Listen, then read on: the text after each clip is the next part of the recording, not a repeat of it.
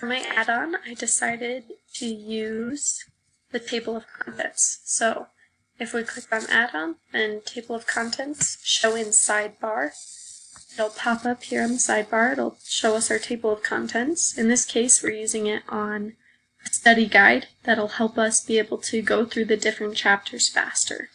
So I've already transferred 3 of the section headings into headings on my Google Docs so that they'll pop up here.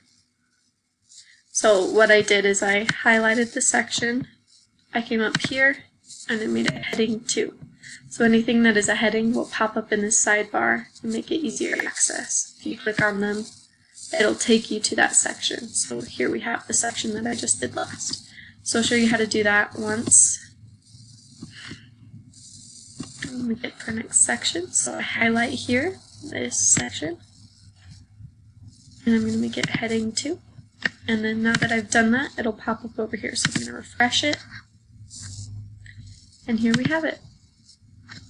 So now, as you go through your study guide, you can click on any of the sections through the table of contents on the sidebar, and it'll make studying easier.